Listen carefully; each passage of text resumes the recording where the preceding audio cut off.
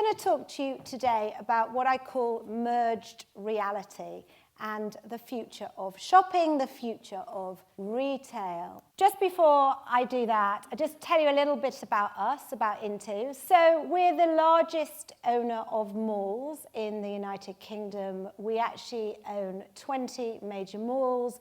We have 400 million visits annually to our shopping centres.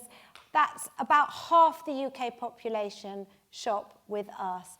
And what's really nice is we have about, on average, an hour and a half of people's undivided attention that we can do anything with within our malls. We're also spending £2.2 billion in developing primarily leisure, more dining over the next 10 years. So there's our footprint. So you can see Spain up there because we've got a few malls in Spain, and you can see the rest of the UK. The birds are the Into branded centres, and the circles are our joint ventures. But that's our physical audience. What I wanted to touch on was more about our digital audience and why I'm here. So we get, on average, about 28 million visits to our online shopping platform, which is an affiliate content platform, into.co.uk. We're fully responsive, and we have almost 500 retailers selling live on our platform. We've got 2.5 million email subscribers, and they're subscribers to our premium original daily content. And we have a concept called Shop Insider. And essentially what that is it's the inside track to all things shopping. We're trying to add that value so that people can come back to us. And in fact, we only launched that content in July, and we've had 180% growth in our page views since we launched the content. In terms of our audience profile and device, we're very much a mobile brand. So about 76% of our audience is mobile, combining smartphone and tablet. 64% female, and over half of our audience is between 18 and 35. So this is the start of talking about merged reality, okay? So we're a physical brand with shopping centres, but actually a lot of our audience is on their phone in our centres.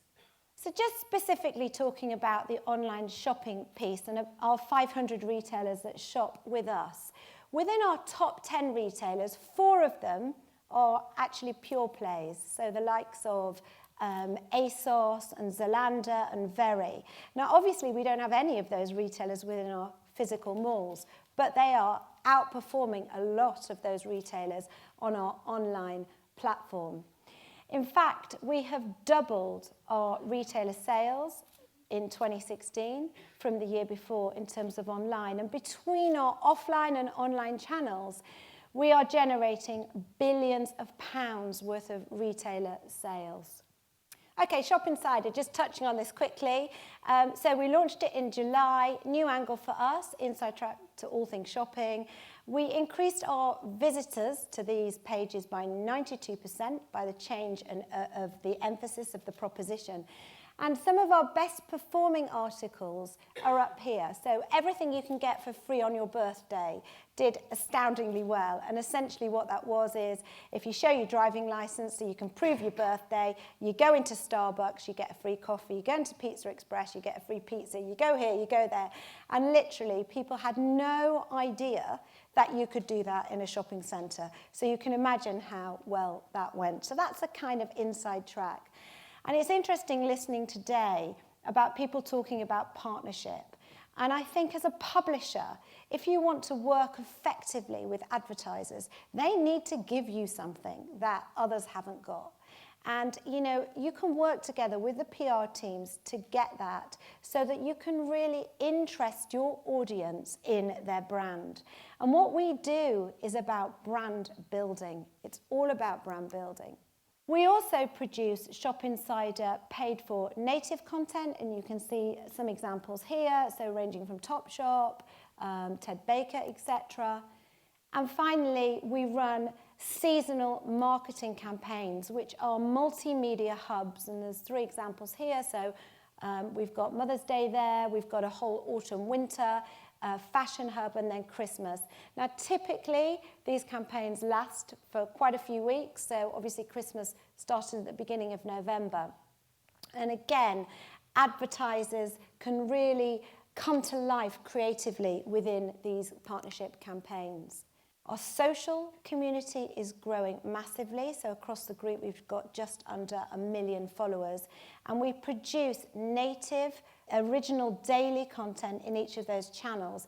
And that's really being driven by video. But what I want to talk to you about today is innovation and what's actually happening in retail.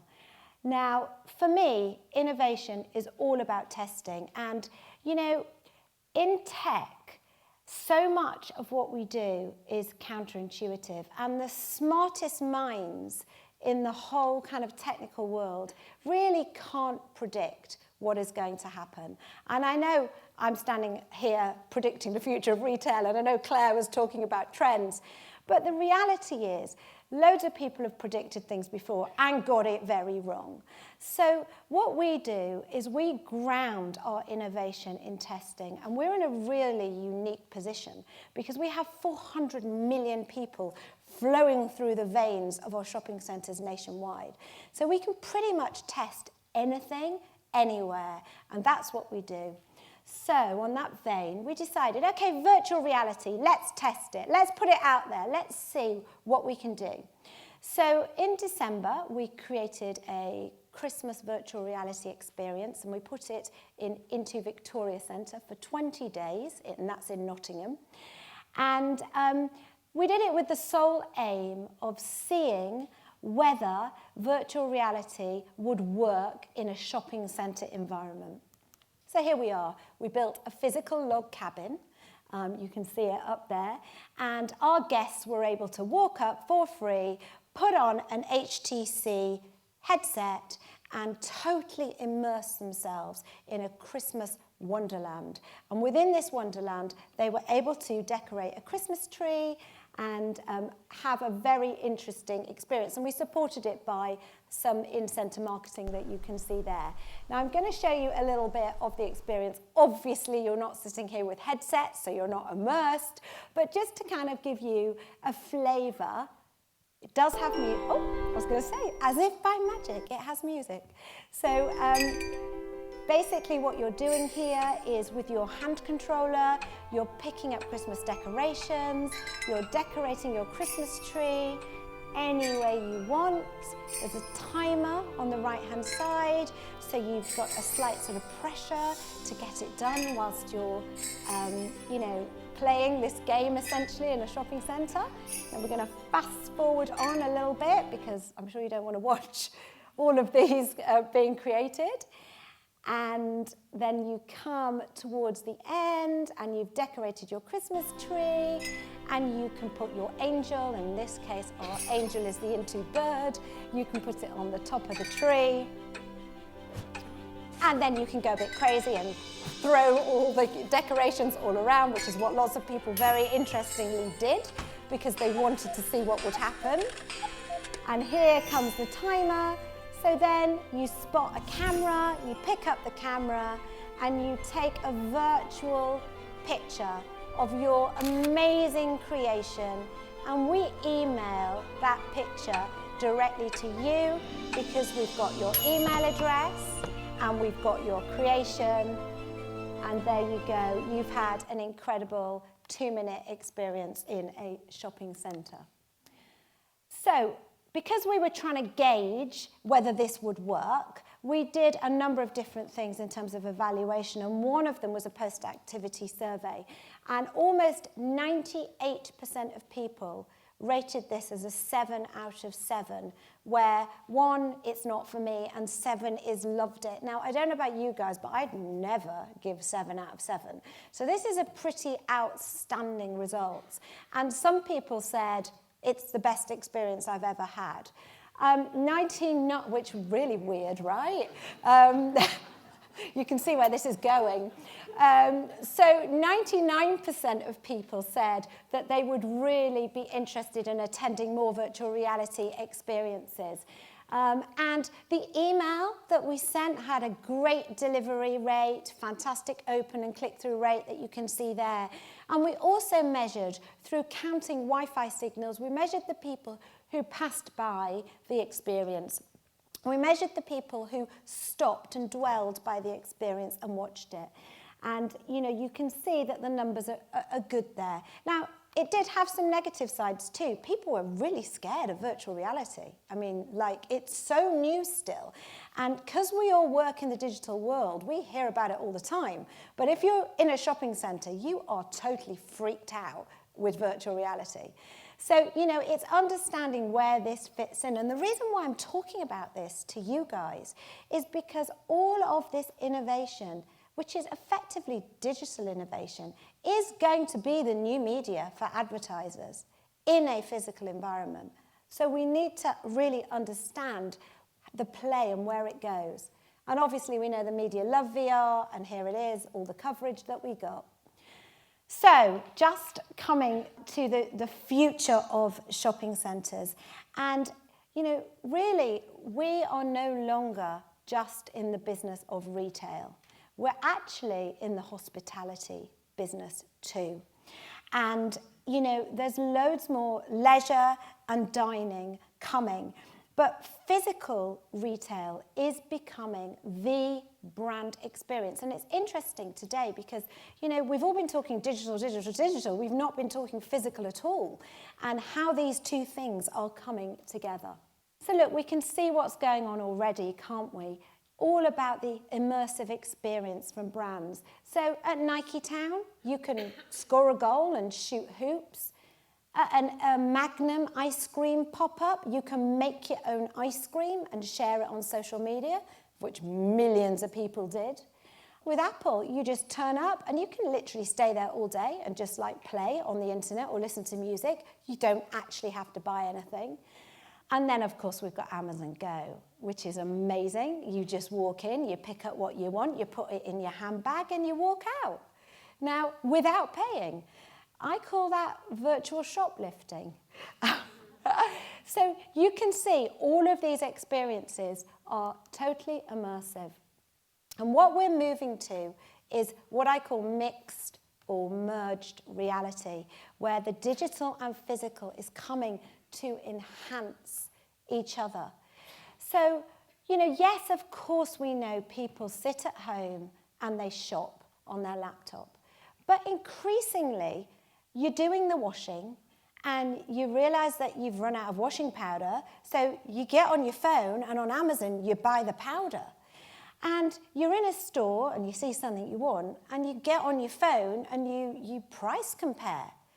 So my point is that the physical experience and the context that you're in, augmented or added to with a digital experience, is the total future that we are entering into. And anyone who misses out the physical context is really getting it totally wrong, because it's going to be all in one place. Now, what we can see here, a little bit futuristic, because we're going down the real augmented reality, so not Pokemon, but the real augmented reality. So with Microsoft HoloLens that you can see there, now we can see our sofa, our new sofa that we're thinking about in our living room, and decide if we want to buy it there and then. We can actually see our new car that we're thinking of buying in a car shop in a shopping centre. And we can create our own Nike trainers just using a hologram, and we can even try them on, all through Microsoft HoloLens. Now, obviously, there's not mass adoption at the moment with Microsoft HoloLens. It's too big, too expensive, but believe me, it's coming, it's shrinking, and it's coming soon. And what we need to think about is, how are we going to be in Microsoft HoloLens? Because that's the computer. How do we influence people at that point?